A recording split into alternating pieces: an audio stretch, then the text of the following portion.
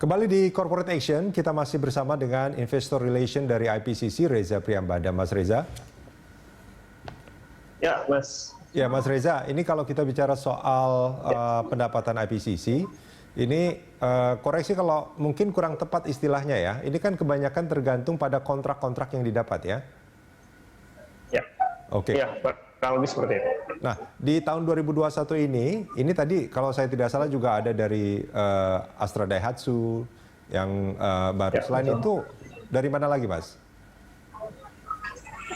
Iya, jadi tahun 2021 ini kan nantinya manajemen atau katakanlah direksi itu akan melakukan review ya terhadap kontrak-kontrak apa saja yang akan habis masa berlakunya. Gitu. Nah, beberapa di antaranya yang sudah diperpanjang di tahun ini adalah dari Temin atau dari Toyota Manufacturing Indonesia, lalu ada dari Astra Daihatsu Motor dan kita akan lihat apakah masih ada dari sejumlah pabrikan lain yang memang akan habis kontrak penanganannya. Jadi kalau dikatakan tergantung dari kontrak yang ada, memang kurang lebih seperti itu, Mas. Jadi sejumlah pabrikan otomotif ini kan ketika mereka melakukan, katakanlah mereka melakukan kegiatan ekspor maupun impor itu, yang mana melalui terminal IPCC gitu. Maka di terminal IPCC itu sendiri kan dilakukan penanganan bongkar muat atau paling tidak minimal dia melakukan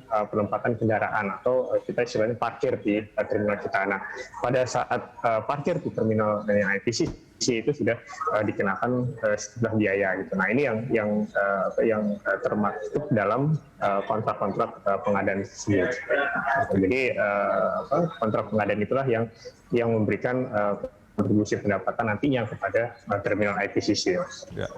Mas Reza, ini pertanyaan awam lah seperti saya ini. Selain kontrak-kontrak yang didapat dari existing client, sebetulnya masih ada potensi nggak sih untuk mendapatkan kontrak dari klien-klien baru sebetulnya, dan itu sekarang sedang diupayakan atau bagaimana? Iya, sampai dengan saat ini memang manajemen terus mengupayakan ya untuk memperbaiki atau katakanlah memperpanjang kontrak yang sudah ada itu. Jadi kalau di pelabuhan itu kan seperti di awal tadi sudah disampaikan bahwa kegiatan dari IPCC ini kan baik itu stevedoring, cargo doring, shipping, delivering maupun kegiatan logistik lainnya. Nah, di terminal IPCC itu mengenal istilah tarif paket gitu. Jadi ketika kendaraan masuk ke terminal itu sudah dikenakan tarif paket, baik itu dari stevedoring, cargo doring maupun kegiatan logistik lainnya. Tapi ada juga di mana pabrikan otomotif itu memberikan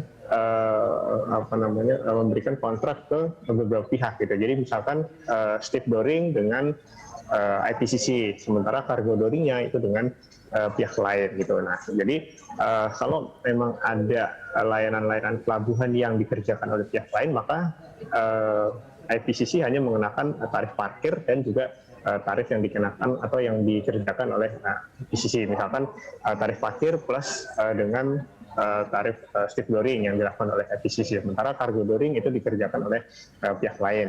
Nah, itu yang terjadi di pelabuhan atau di terminal IPCC. Nah, ke depan akan seperti apa? Nah, memang idealnya adalah ketika melakukan kegiatan mulai dari stevedoring, cargo doring hingga kegiatan logistik lainnya, itu memang sebaiknya memang dilakukan penuh oleh IPCC, karena IPCC secara legal juga sudah menjadi dedicated car terminal. Betul. Nah, ini yang kita coba upayakan baik dari sisi legal maupun pendekatan ke sejumlah automaker untuk bisa dilayani secara penuh. Artinya secara penuh itu yang seperti yang dilakukan oleh Cargo Hyundai, itu di mana mulai dari turun kapal, terus kemudian mobil dipindahkan dari kapal ke terminal, lalu dari terminal dipindahkan lagi ke area penempatan dari kendaraan tersebut. Itu yang diupayakan oleh manajemen. Okay. Untuk CAPEX 2021 sampai berapa, Mas Reza?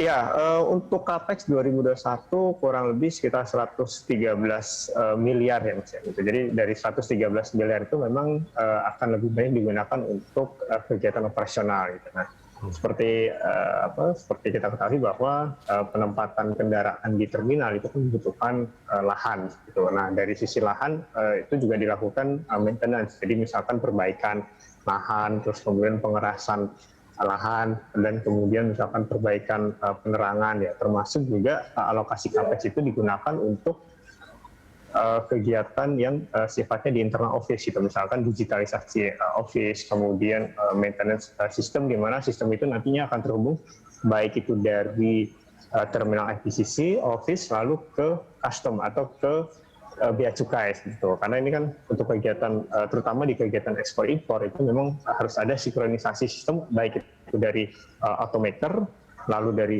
IPCC maupun dari bea cukai gitu. Itu nanti yang diperbarui atau dilakukan perbaikan oleh manajemen. Baik. Mas Reza, terima kasih banyak sudah bersama kami di Corporate Action. Pemirsa, mulai 2 November 2022, Berita Satu News Channel dan seluruh TV di Indonesia akan bermigrasi ke siaran TV digital. Saat ini siaran TV memang berlangsung secara simulcast atau melalui frekuensi analog dan digital.